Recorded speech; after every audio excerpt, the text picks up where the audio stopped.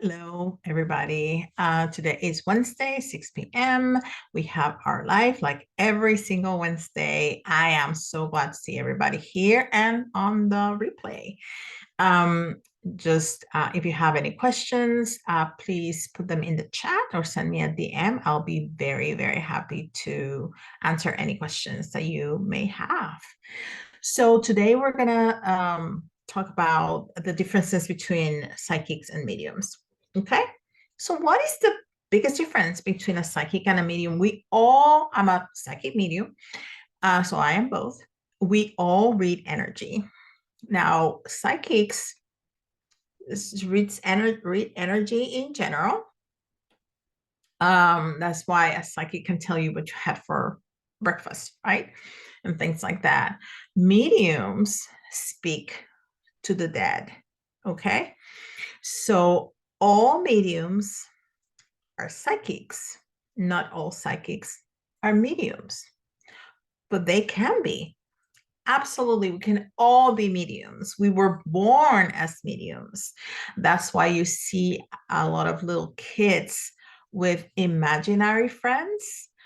Those are spirits, grandparents, children that have passed before them, that they come play animals, angels. Um, but we forget because first there's what's called the veil of forgetfulness. And this is to protect us, really. Because imagine if you could remember every lifetime you lived.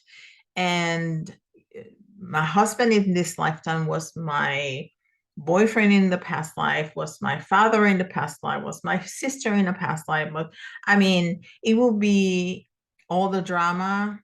It will be, we couldn't deal with it. It will be too intense, right? So that's one of the reasons why we forget past lives. But we also forget to communicate with spirit because we learn other ways to communicate. First, when children see spirits, what do the parents say normally? That's just your imagination, it's not real, blah blah blah, stop lying, things like that, right? Don't talk about that. People are going to think that you're crazy. So there's a lot of negativity um, towards speaking to spirit. That's why we start forgetting it, because we learn to talk, we learn to communicate in a different way. Um, so we forget to speak to spirit. Okay. Now there's people that keep that power, especially people that I mean all kinds of people, but especially some people that are encouraged by their parents. That's a fantastic thing. um I have friends that have little children that are teaching them all kinds of stuff, and I think that's just incredible. That's just really, really good. Anyhow, so that's the basic um difference between a psychic and a medium. Medium speak to the dead, which include any other spirit of a different realm, right? So ETs, angels, spirit guides, ancestors, you know, masters, anything like that. And a psychic just read the energy like in the room. Um, but anybody can be a medium. And I can teach you if you want to learn how to be a medium. I can teach you that. I've been teaching hundreds of people throughout the years. So I love teaching mediumship. It's great. It just lights me up. Anyhow, so why why do mediums are psychics? Well, because the information that we get it through our nervous system, right? Through our clairs. We talked about the clairs, I think, the last time that we had the live, right? That's our superpower. Um, so we see, hear, smell, taste, feel, right? And when we take it to the other realm, that's when that's what we call the sixth sense, right? So that's why a medium is also a psychic, because those are psychic abilities. And we're going to talk about some of those. Telekinesis is a psychic ability and is moving things. Um, I'm not very good at that.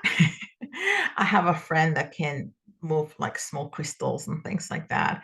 But we've all seen movies of people bending spoons and stuff like that. Telepathy, you know, um, that's one of the basic psychic skills. I used to speak telepathically with my mother. Of course, we didn't realize it at the time. We were like, oh my God, I was just thinking about you and I felt this and I felt that and I felt this and I felt that. So we didn't know what was happening. When people have a twin flames, or a biological twin, the telepathic communication is outstanding. Um, automatic writing is when is a form of channeling, right? When you write down a message from spirit. um Astral projection that we have talked about. Remote viewing, which we have not talked about. We can talk about that. Remote viewing is when you are sitting in one place and can see with your third eye in a different place. That is remote viewing. When astral projection is when you project yourself, your energy expands and you go to the other place. So when you are remote viewing, you just see with your third eye. Your energy doesn't go to the other place where you can actually interact with the other space. Um, of course, lucid dreaming is a psychic is a psychic skill. And then there's precognition, which everybody knows about. It's knowing things ahead of time. And I love teaching my students a little trick to enhance their precognition. And you can all learn this and practice this. There's a very easy way that I tell my students that are just starting. Just use your cell phone. Whenever you hear a being that there's a message coming through, before you look, of course, try to think about who that might be, and even take it a little step further. What do they want to talk to me about? Okay, those are good exercises to do to practice your precognition. But precognition, like when you go to a psychic or you go to a medium and you get like a tarot reading, uh, I tell my clients when they ask me for tarot readings that I try to shy away from precognition, because it's so easily changed. It's so easily changed. We can switch timelines. We do actually all the time without knowing. It's a matter of choice. So if I leave my job in the afternoon, and I usually turn to the left, but today I decide to turn to the right, whatever that psychic predicted was going to happen upon me turning to the left is going to change, because I just switched timelines. Okay. I made a choice, a different choice that's going to impact whatever that person predicted. Now, there are certain things in our life that have been, I'm going to use the word predisposed, but very loosely, okay? Because the details are not as important as the lesson itself, right? So if you are supposed to die at the age of 20, which is a tragedy, right? But if you're supposed, you choose these things before you come into human form. So if you're supposed to die at the age of 20 because you're supposed to finish your commitment or whatever, whatever, whatever, the details of that death are not as important. Okay, so it can be a car accident, you can have a fall, you can get on a fight. I don't know, so many ways of passing away. Now, there are ways of dying that may have been predisposed um, for a certain reason. Um, so I try not to tell people what's going to happen in their future with very specific details, because that is so easily changed by a very non-consequential by a very simple um, choice, like turning left or turning right to go home, if you know could choose either. So there are bigger things in life, like, I don't know, um, bigger. I don't want to start naming things because those also could change. Like, there are certain lessons that we are supposed to learn, and that can happen in many different ways. Okay, so that's why I really don't like to give people, if information comes through to me in a reading, I will say it, because my job is a messenger, right? My job is not uh, to interpret why this message or how this message. My job is to give a message. Um, so that's why I try to shy away from that.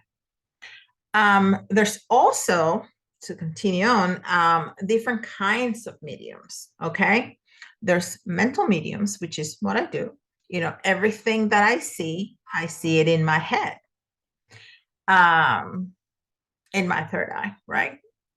So sometimes I see spirits with my physical eyes. Sometimes I do. But most of the time, when I'm doing a mediumship reading, I see them in my head with my third eye. And I don't hear them with my physical eyes. There's a message that kind of drops in my brain.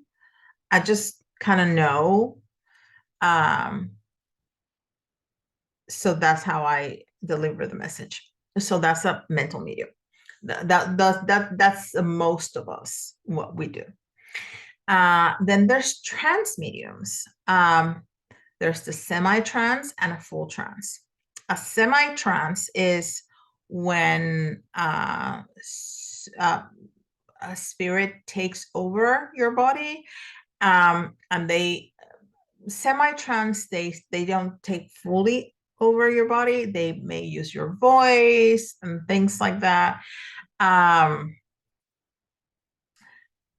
full trance is when they completely take over your body.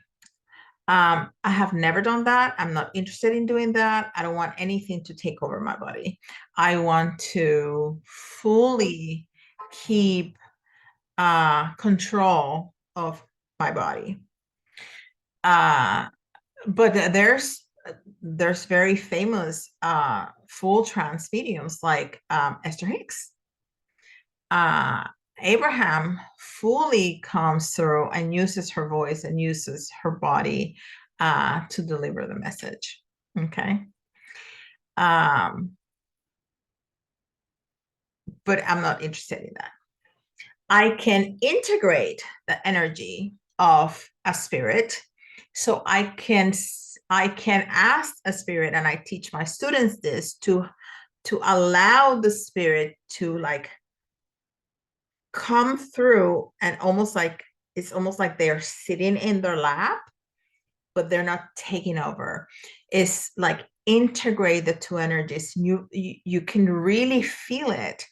And one of the exercises that I teach my students is to look at their hands or to look at their feet, and they will be able to see the hands of the spirit when they were leaving.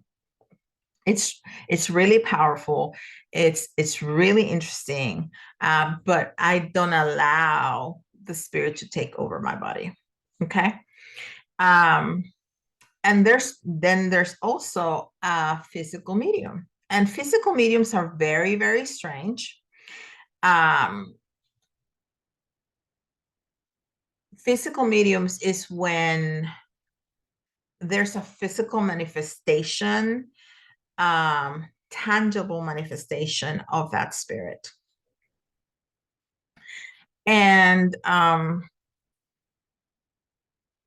this used to happen more back in the day. But there has been a lot of controversy with that. You know, most people were proven to be tricksters, and people just trying to con people out of their money and things like that. Um, I'm not interested in spitting out anything that doesn't belong to me. So, um, those are the different kinds of mediums there are, and the psychic abilities. So if you would like to learn more, let me know. I'll be happy to share with you. I'll be happy to answer any questions. We will be live every Wednesday at 6 o'clock. So you are welcome to come into the Zoom meeting or watch the replay on the Facebook group. You can DM me any questions that you have, and I hope to see you very, very, very soon. See you next week.